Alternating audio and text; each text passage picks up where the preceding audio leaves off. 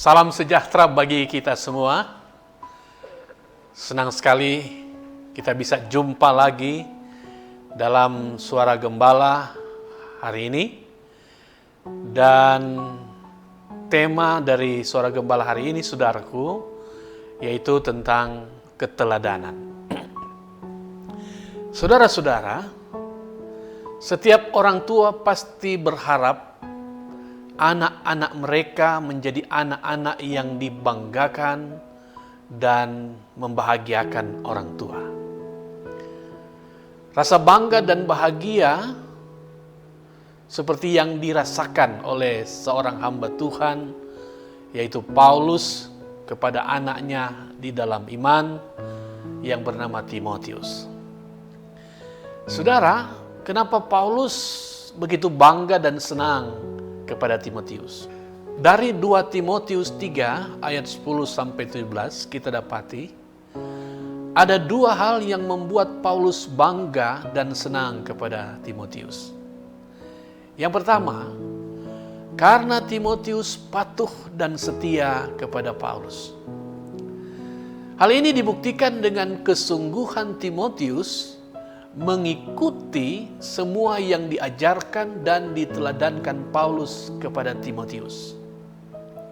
Ini yang diakui oleh Paulus sendiri dengan mengatakan kepada Timotius, "Engkau telah mengikuti ajaranku, cara hidupku, pendirianku, imanku, kesabaranku, kasihku, dan ketekunanku." Ini berarti semua yang diucapkan dan dilakukan Paulus diperhatikan dan dipraktekkan secara sungguh-sungguh oleh Timotius. Itu yang pertama. Yang kedua,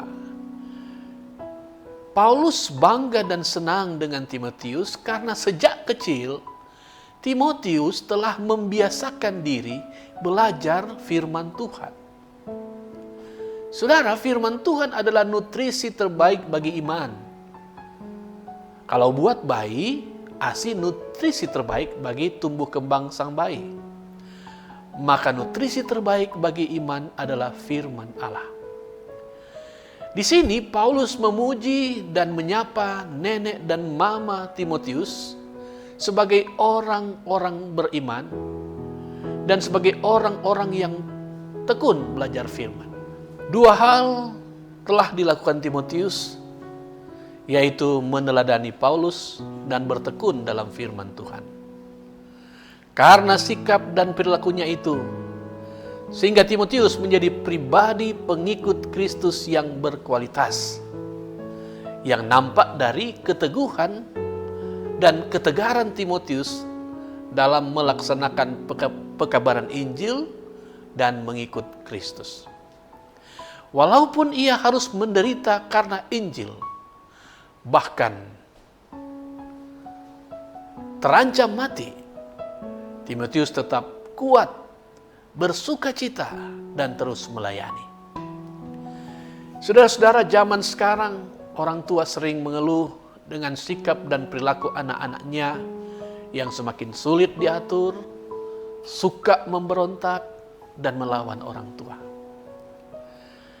Akan tetapi daripada kita menyalahkan dan menyesalkan keadaan si anak, selaku orang tua, justru kita diajak untuk introspeksi. Jangan-jangan apa yang diucapkan orang tua